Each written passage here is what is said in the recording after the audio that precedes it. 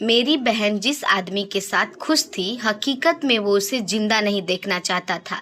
जिस दिन मैंने उस घर के तहखाने की अलमारी का ताला तोड़ा तो अंदर अपनी बहन की ऐसी तस्वीर मिली जिन्हें देखकर मेरी चीख वहीं दम तोड़ गई। हर फोटो में उसके चेहरे पर लाल निशान थे, जैसे वह कोई लाश हो। और फिर जब मैंने माया को देखा तो मेरे पैरों तले जमीन खिसक गई, क्योंकि जो मेरी बहन बनकर मेरे साथ रोटी खा रही थी वो दरअसल कातिलों के गिरोह की एक मोहरा थी। जिस आदमी को मैं जीजा मानती थी उसने मेरी बहन की रूह को तड़पा कर मार डाला था। ये कहानी उस काली रात की है जहाँ रिश्तों का खून हुआ और मैं उस मंजर में अकेली गवाह बनकर रह गई। शहर की चकाचौंध से दूर एक आलीशान बंगले में समीर और माया का छोटा सा संसार था। समीर एक जाना माना बिजनेसमैन था और माया एक ऐसी पत्नी जो अपने पति को भगवान मानती थी। माया की छोटी बहन अंजलि अब अपनी कॉलेज की छुट्टियों में यहाँ आई तो उसे लगा था कि वह दुनिया के सबसे खुशहाल घर में आ गई है, लेकिन उसे नहीं पता था कि इस चमक दमक वाली दीवार के पीछे एक काली रात का साया मंडरा रहा है। अंजलि को आए हुए अभी 3 ही दिन हुए थे। माया को एक जरूरी काम से अपनी बीमार माँ की पास जाना पड़ा। जाने से पहले उसने समीर का हाथ थाम कर कहा, समीर, अंजलि का ख्याल रखना, यह अभी भी छोटी है और बहुत जल्दी डर जाती है। समीर ने मुस्कुराते हुए माया के माथे को चूमा और कहा, तुम बेफिक्र होकर जाओ, अंजलि मेरे लिए भी छोटी बहन जैसी है। लेकिन उस रात घर का माहौल बदल गया। रात के करीब 2 बज रहे थे। बाहर बारिश हो रही थी। अंजलि को प्यास लगी तो वह पानी लेने के लिए किचन की ओर बढ़ी। तभी उसे स्टडी रूम की तरफ से किसी के फुसफुसाने की आवाज आई। उसने सोचा शायद समीर फोन पर क्लाइंट से बात कर रहे होंगे, लेकिन आवाज बहुत धीमी और डरी हुई थी। अंजलि दबे पांव स्टडी रूम के पास पहुंची। दरवाजा थोड़ा सा खुला था। अंदर का नजारा देखकर उसके रोंगटे खड़े हो गए। समीर अपनी मेज पर नहीं था। वह कमरे के कोने में घुटनों के बल बैठा था। उसके सामने एक पुराना धूल से सना हुआ लकड़ी का बक्सा खुला हुआ था। समीर उस बक्से में हाथ डालकर कुछ खोज रहा था और बुदबुदा रहा था। माया को पता चल गया तो सब खत्म हो जाएगा। उसका जाना जरूरी है, क्योंकि अभी नहीं। अंजलि के हाथ से पानी का ग्लास छूटकर गिर गया। खनन की आवाज से समीर चौंक गया। उसने पलके झपकते ही बक्से बंद किए और बिजली की गति से दरवाजे की ओर बढ़ा। अंजलि ने खुद को पर्दे के पीछे छुपा लिया। उसका दिल धक धक कर रहा था। समीर कमरे से बाहर निकला। उसने इधर उधर देखा और फिर गुस्से में अपने बाल नोचते हुए बोला, कौन है, कौन है? वहां अंजलि अपनी सांसें रोककर खड़ी रही। कुछ देर बाद समीर वापस अपने कमरे में चला गया। अंजलि किसी तरह अपने कमरे में पहुंची, लेकिन उसकी नींद उड़ चुकी थी। उसके दिमाग में बस एक ही बात घूम रही थी, समीर ने ऐसा क्यों किया है और क्या कहा है? माया का जाना जरूरी है। क्या वह अपनी ही पत्नी को कोई खतरा पहुंचाना चाहता है? अगली सुबह नाश्ते की मेज पर समीर बिल्कुल बदला हुआ था। वह हंस रहा था। अंजलि से पूछ रहा था कि रात को नींद अच्छी आई या नहीं, लेकिन अंजलि का ध्यान समीर के हाथों पर था। उसने गौर किया कि समीर के नाखूनों में वही गहरे काले रंग की मिट्टी लगी थी जो उस पुराने बक्से के अंदर थी। तभी समीर का फोन बजा। उसने फोन उठाया और बस इतना कहा, काम हो गया, अब उसे लाने की तैयारी करो। अंजलि का शक यकीन में बदलने लगा था। उसने मन में ठान लिया कि चाहे जो हो जाए, आज रात वह उस बक्से का सच जान कर रहेगी। घर का सन्नाटा अब उसे डरावने लगने लगा था। अंजलि के लिए वो पूरा दिन किसी पहाड़ जैसा था। समीर का हर व्यवहार उसे शक के दायरे में डाल रहा था। वह बार बार फोन पर किससे बातें कर रही थी और उसका लहजा ऐसा था जैसे वह किसी को ऑर्डर दे रहा हो। दोपहर का वक्त था। समीर को किसी जरूरी मीटिंग के लिए बाहर जाना पड़ा था। जाते समय उसने अंजलि से कहा, अंजलि, मैं शाम तक लौट आऊंगा, तब तक घर पर ना, बाहर मत निकलना। जैसे ही समीर की गाड़ी बंगले के बाहर निकली, अंजलि ने बिना वक्त गवाए स्टडी रूम का दरवाजा खटखटाया। वह लॉक था। उसने अपनी चाबियों के गुच्छे में से एक पुरानी चाबी निकाली जो उसने माया की अलमारी से ली थी। किस्मत ने साथ दिया, वही चाबी उस कमरे पर लग गई। अंदर का सन्नाटा ऐसा था जैसे कोई राज सदियों से यहाँ दफन हो। अंजलि सीधे उस कोने की तरफ भागी जहाँ कल रात समीर बैठा था। फर्श पर कालीन हटाकर उसने देखा कि वहाँ एक एक लकड़ी का गुप्त दरवाजा था। उसने उसे खोला और अंदर झांका। वहाँ एक छोटा सा तहखाना था। अंजलि कांपते हुए नीचे उतरी। नीचे का नज़ारा देखकर उसकी चीख गले में ही अटक गई। तहखाने में एक दीवार पर ढेर सारी तस्वीरें टंगी थी। ये तस्वीरें माया की थी, लेकिन ये साधारण तस्वीर नहीं थी। हर फोटो में माया के चेहरे पर लाल स्याही से बड़े बड़े क्रॉस के निशान बने हुए थे।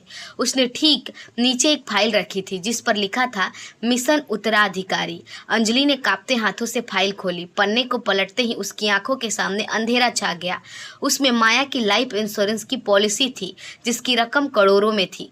लेकिन उसकी असली सदमा तब लगा जब उसने अंतिम पन्ना देखा। उस पर समीर के हस्ताक्षर थे और कॉन्ट्रैक्ट था जिसमें किसी अनजान व्यक्ति को माया को रास्ते से हटाने के बदले भारी रकम देने का वादा किया गया था। तभी अचानक ऊपर का दरवाजा बंद होने की जोरदार आवाज आई। अंजलि हड़बड़ाकर ऊपर की ओर भागी, लेकिन दरवाजा बाहर से लॉक हो चुका था। उसे समझ आ गया कि वह फंस चुकी है। उसने खिड़की से बाहर देखा। समीर की कार वापस आ चुकी थी, लेकिन समीर अकेला नहीं था। उसके साथ वही काला कोट पहने व्यक्ति था जिसे अंजलि ने उस रात देखा था। समीर की भारी आवाज गूंजी, अंजलि अंदर है, मुझे पता है वह बहुत कुछ देख चुकी है, अब उसे भी नहीं छोड़ा जा सकता। अंजलि का दिल जोर जोर से धड़क रहा था। वह उस तहखाने में दुबकी हुई थी और ऊपर से समीर के भारी कदमों की आहट आ रही थी। वह समझ चुकी थी कि समीर कोई साधारण बिजनेसमैन नहीं बल्कि एक शातिर शिकारी है और वह अब शिकार की बारी उसकी थी। अंजलि ने अपने फ़ोन में रिकॉर्डिंग ऑन की और कांपते हाथों से अपनी बहन माया को वीडियो कॉल लगाने की कोशिश की। क्या माया उठा पाएगी फ़ोन या समीर दरवाजे तक पहुंच जाएगा? तहखाने में फंसी अंजलि की सांसें अटकी हुई थी। बाहर से समीर की ठंडी शांत आवाज़ सुनाई दे रही थी, अंजलि बाहर आ जाओ बेटा, खेल ख़त्म हो चुका है। तुम बहुत चालाक बनने की कोशिश कर रही थी, लेकिन तुम भूल गई कि इस घर का हर कोना मेरा है। अंजलि के पास कोई रास्ता नहीं था। वह तहखाने की दीवार से कर बैठ गई और उसने चुपके से अपना फ़ोन चेक किया। माया को कॉल नहीं लग पा रहा था क्योंकि वहाँ नेटवर्क बहुत कम था, लेकिन तभी उसे एक पुराना लैंडलाइन फ़ोन दिखाई दिया जो तहखाने के अलमारी के पीछे था। उसने कांपते हाथों से अपनी बहन माया का नंबर डायल किया। दूसरी तरफ से माया की आवाज़ आई, हेलो अंजलि, तुम इतनी रात को क्यों फ़ोन कर रही हो? समीर ने कहा था कि तुम सो गई हो। अंजलि फफक कर रो पड़ी, दीदी भागो वहाँ से, समीर वो नहीं है जो तुम समझती हो, वह तुम्हें मारना चाहता है। मैंने उसकी फाइल देखी है, उसके पास तुम्हारा लाइफ इंश्योरेंस है, वह तुम्हें ख़त्म करना चाहता है।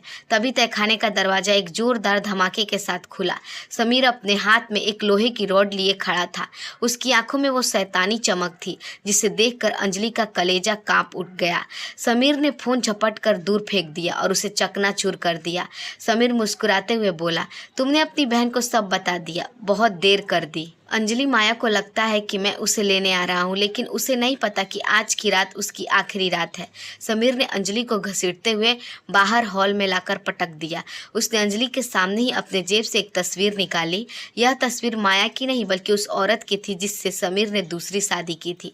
समीर ने ठंडे लहजे में कहा, तुम जो माया को जानती हो वह हकीकत नहीं है। माया को मरे हुए 3 साल हो चुके हैं अंजलि। मैंने जिसे घर में रखा वह कोई और है, एक बहरूपिया जिसे मैंने अपनी जायदाद हथियाने के लिए तैयार किया था और अब उसे भी हटने का समय आ गया है। यह सुनकर अंजलि के होश उड़ गए। उसकी पूरी दुनिया बिखर गई। क्या वो अपनी बहन के साथ रह रही थी या किसी कातिल के बिछाए जाल में? समीर ने रसोई में चाकू उठाया और धीरे धीरे अंजलि की तरफ बढ़ने लगा। आज की ये काली रात तुम्हारे और उस माया के अंत की रात है। तभी घर की मुख्य बत्ती गुल हो गई। पूरा बंगला अंधेरे में डूब गया। समीर रुक गया और कान लगाकर सन्नाटे को सुनने लगा। उसे लगा कि घर में कोई और भी है। अंधेरे का फायदा उठाकर अंजलि फर्श पर रेंगते हुए बाहर की तरफ भागी। उसका पैर किसी चीज से टकराया। उसने देखा कि वह एक बैग था जिसमें खून से सनी हुई साड़ियाँ थी। उसे समझ आ गया कि वह अब सिर्फ समीर का सामना नहीं कर रही थी बल्कि वह उन सारे काले सच के साथ अकेले खड़ी थी जिससे कोई भी बाहर नहीं निकल सकता था। अंधेरे का फायदा उठाकर अंजलि जैसे ही घर के मुख्य दरवाजे तक पहुंची उसे लगा कि वह आज़ाद हो जाएगी, लेकिन जैसे ही उसने दरवाज़ा खोलने के लिए हाथ बढ़ाया लाइट वापस आ गई। सामने खड़ी थी माया। अंजलि चौंक गई। माया के कपड़े फटे हुए थे और उसकी आंखों में वह ममता नहीं बल्कि एक अजीब सी ठंडी क्रूरता थी। वह अकेली नहीं थी, उसके हाथ में एक पिस्तौल थी जो उसने सीधे समीर की तरफ तानी हुई थी। समीर जो चाकू लेकर अंजलि के पीछे खड़ा था अचानक हंसने लगा। तुम आ गई, मुझे पता था कि तुम यह तमाशा देख रही हो माया। माया ने पिस्तौल तानते हुए कहा, समीर 3 साल पहले तुमने मुझे इस खेल के मोहरे की तरह इस्तेमाल किया था। तुमने मेरी असली बहन को मार दिया ताकि तुम अपनी जायदाद हड़प सको और मुझे मजबूर किया कि मैं उसकी तरह अभिनय करूं। लेकिन आज यह काली रात तुम्हारा आखिरी सच देख लेगी। अंजलि यह सुनकर स्तब्ध रह गई। जिस औरत को वह अपनी बहन समझ रही थी वह दरअसल समीर के जुर्म का हिस्सा थी। समीर ने तंज कसा, तुम मुझे मारोगी? अगर मैं मरा तो पुलिस को वो सबूत मिल जाएंगे जो मैंने तुम्हारे और मेरे रिश्ते के बारे में तैयार किए हैं। जेल तुम भी जाओगी और मरोगी भी तुम। तभी घर के पीछे से पुलिस के सायरन सुनाई दी। अंजलि ने खिड़की से देखा, पुलिस घर को घेर चुकी थी, लेकिन समीर और माया दोनों ने एक दूसरे की तरफ देखा और अचानक दोनों ने अपनी अपनी बंदूक पुलिस की तरफ मोड़ दी। उन्हें पता था कि वे पकड़े जाएंगे और उनका अंत निश्चित है। अंजलि उस कमरे के बीचों बीच खड़ी थी जहाँ प्यार के नाम पर नफरत का खेल खेला गया था। तभी माया ने अंजलि की ओर देखा। उसकी आंखों में पहली बार आंसू थे। उसने धीरे से कहा, अंजलि मैं तुम्हारी बहन नहीं हूँ, लेकिन मैंने तुम्हें सच में अपनी छोटी बहन माना था। भाग जाओ यहाँ से। इससे पहले कि वे अंदर आए, माया ने एक ऐसा बटन दबाया जिससे घर का पिछला दरवाजा खुल गया। जैसे ही अंजलि बाहर की ओर दौड़ी, पीछे से गोलियों की आवाज़ गूंजी। पूरा बंगला धमाके के साथ कांप उठा। समीर ने तहखाने में रखे गैस सिलेंडर और बारूद का इस्तेमाल किया था ताकि कोई भी सबूत न बचे। अगले दिन अंजलि अस्पताल के बिस्तर पर होश में आई। अखबार में हेडलाइन थी, एक आलीशान घर में दर्दनाक अंत, बिजनेसमैन और उसकी पत्नी की संदिग्ध मौत। अंजलि के हाथ से एक छोटा सा लॉकेट था जो उसे मलबे में मिला था। उसने उसे खोला तो उसमें उसकी असली बहन की एक फोटो थी। वह फोटो 3 साल पुरानी थी। अंजलि समझ गई कि जिसे वह पिछले कुछ दिनों से देख रही थी वह वाकई एक बहुत बड़ा धोखा था। समीर और माया तो मर चुके थे, लेकिन वे अपने साथ उस असली माया का सच और कई अनकहे दर्द इस राख में दफन कर गए थे। अंजलि ने खिड़की से बाहर देखा। आसमान साफ था, लेकिन उसके दिल पर जो जख्म थे वे ताउम्र कभी नहीं भरेंगे। यह काली रात उसकी जिंदगी का सबसे बड़ा दर्द बन गई थी। दोस्तों, उम्मीद करती हूँ आपको हमारी कहानी अच्छी लगी होगी। अगर हमारी कहानी आपको पसंद आई हो तो हमारे वीडियो को लाइक और चैनल को सब्सक्राइब जरूर कीजिएगा। मिलते हैं एक और नई कहानी के साथ। तब तक अपना ख्याल रखें। धन्यवाद।